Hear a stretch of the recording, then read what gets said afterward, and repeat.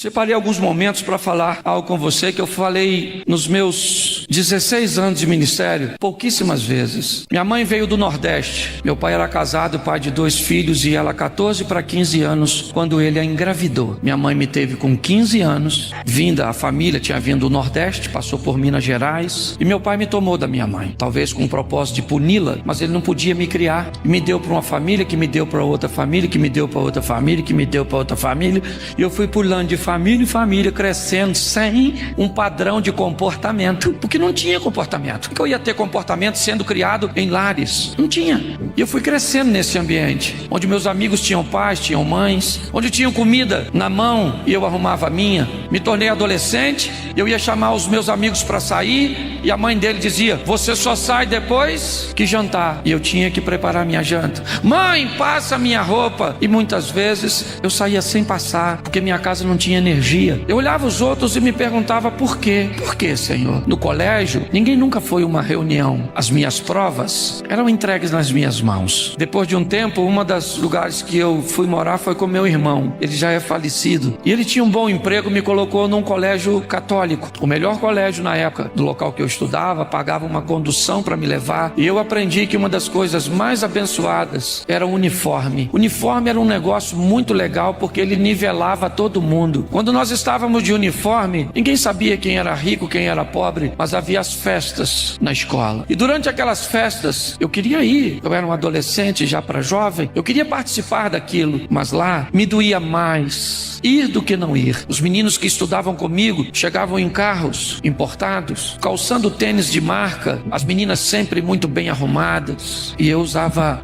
o mesmo quichute que ia para a aula, eu ia para as festas. Uma camisa que não tinha marca, um sapato que furava e a gente colocava papelão. E eu cresci nesse ambiente, fui vender drogas, não me tornei um traficante, era uma coisa mais para ganhar um dinheirinho para conseguir. Era uma outra época, mas eu olhei aquilo e, morando na casa de minha tia, não se escandalize com o que eu vou falar, eu encontrei um livro quase dessa cor, que havia sido deixado lá por um grupo dos Testemunhas de Jeová. Nesse livro dizia: toda a escritura inspirada por Deus é proveitosa. Um livro direcionado ao público infanto-juvenil, onde algumas fotos ilustrando desde a criação, começava com aquela árvore com a maçã, o Adão e a Eva, e terminava com João na ilha de Pátimos. Provavelmente eu encontrei esse livro limpando a casa, porque era uma das minhas tarefas nesse lar. Durante os 14, acho que de 14 a 16, por aí, eu li aquele livro uns 40 vezes, eu não sabia por quê, mas eu li aquele livro, eu lia sempre que podia. Eu nunca tinha entrado numa igreja evangélica, mas eu li aquele livro diversas e diversas vezes, e eu não sabia por quê. A Bíblia eu nunca tinha pego, aliás eu tinha medo dela, eu achava um livro meio perigoso, meio místico. Lá na casa do meu tio, ele era católico, e ela ficava aberta no Salmo 91, que estava amarelo. Você virava para o 92, ou para a página seguinte, estava novinha, mas ali era meio que um amuleto, não podia desvirar. E o tempo foi passando, e eu conheci uma moça que tinha problemas espirituais. Ela era desviada, e meu tio que me criou, esse mesmo da Bíblia, chamou essa moça uma vez e disse: menina, arruma um menino bom, que tem futuro, porque esse menino não vai a lugar nenhum.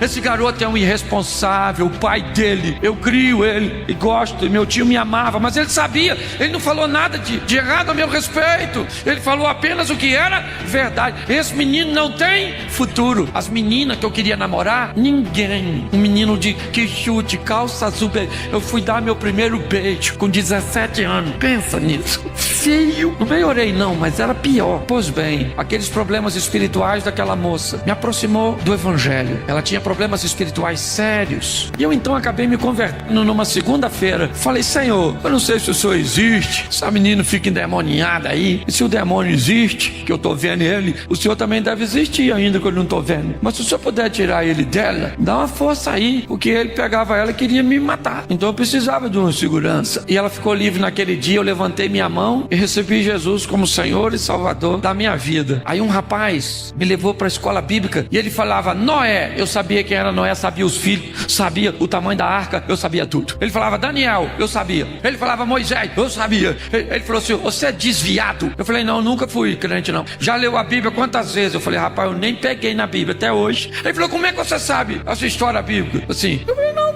Eu li um livro lá, nem falei com medo do preconceito. E ele falou assim, pois é, o restante da história que você leu nesse livro tá na Bíblia. Começa a ler, olha o restante aqui no livro de Daniel, olha o restante aqui no...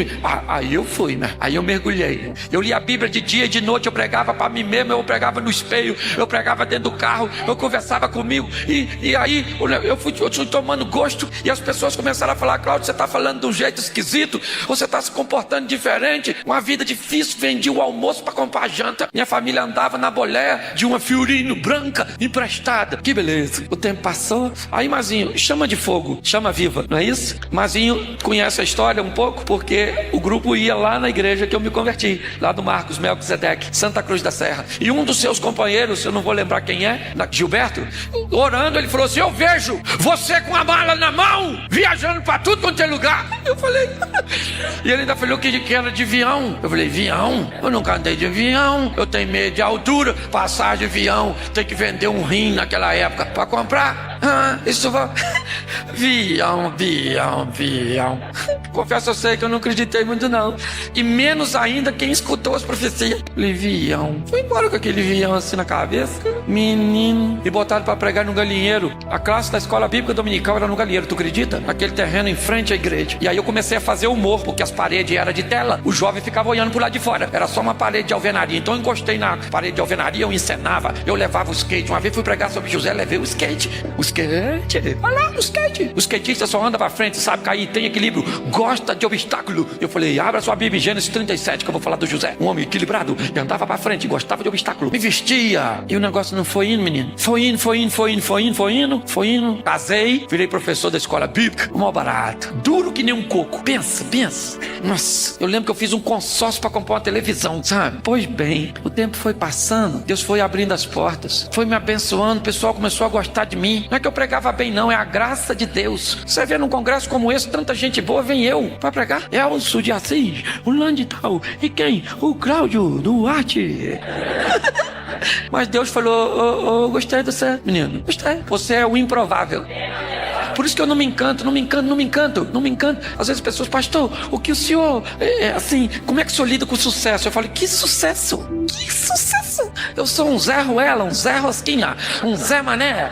Eu sou pouco mais que o Jumentinho que entrou. Tudo que eu tenho é dele, tudo que eu vivo é por ele. Você consegue entender? A minha história foi mudando, eu continuo morando em Xerém. Moro em Xerém, não mudei para um Alphaville. E diga-se de passagem, posso, mas é o maior barato. Eu passo em Xerém hoje, na minha Land Rover.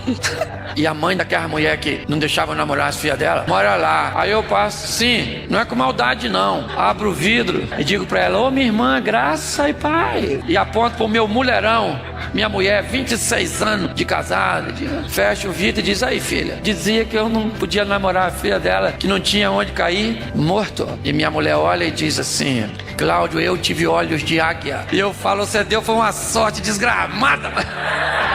Escute só, pra quê que Deus fez tudo isso? Pra quê? Pra que ele mudou a minha história? Hoje eu posso ajudar minha mãe, ajudar o meu pai. Tem uma igreja maravilhosa em Xerém, uma igreja estilo americana que Deus colocou no meu coração, num lugarejo pequenininho. Tá lá, porque a única coisa que eu quero é cumprir o propósito que Deus tem pra mim. Ninguém acreditava em mim, ninguém achava que eu ia. Às vezes, mas eu tô nos aeroportos, e não apenas no Brasil, sabe? Seja África, Europa. Tô falando isso pra, o Cláudio tá querendo, não precisa disso. Eu tô dizendo pra você, onde aquele menino que comia inhame chinês na beira do rio, filho de um homem sem juízo, de uma menina despreparada, aquele menino que tinha tudo pra ser traumatizado. No dia que eu me converti, eu abri a Bíblia e sabe o texto que Deus falou comigo? No Salmo 27, verso 10, ainda que teu pai e a tua mãe te abandone, eu jamais te abandonarei. Pra que serve a transformação que ele fez na sua vida? Pra você querer se parecer com seus amigos da faculdade ou pra se parecer com Jesus? Que serve o que ele fez por você? É isso que eu queria que você refletisse. Hoje eu olho para minha história e digo, Senhor, eu não mereço, o Senhor é bom demais. Essa noite ela vai marcar a sua história. Tem gente que pensa coisas a seu respeito e elas vão ter que engolir o que disseram a seu respeito, porque Deus disse coisas a seu respeito muito diferentes do que elas pensam. Deus disse coisas a respeito da sua família, do seu casamento, muito diferentes. Eu queria que todos ficassem de pé. Queria que você fechasse seus olhos. Agora, feche seus olhos. O Deus que transforma está está neste lugar. Cadeias estão sendo quebradas. Aleluia. Há um ambiente de transformação neste lugar. Há um ambiente de restauração nesse lugar. Obstáculos foram vencidos com muito respeito, com muito temor. Eu queria fazer uma pergunta para você. Será que nesta noite você não está aqui porque Deus tem um propósito pelo qual te trouxe? Talvez fizeram algo com você, disseram alguma coisa a você, mas Deus hoje está dizendo: você é meu. Por isso, com muito respeito, com muito temor, se nessa noite você está aí e Deus está falando contigo, esteja você aqui dentro ou aí fora, talvez essa seja a sua noite. Que tal recomeçar?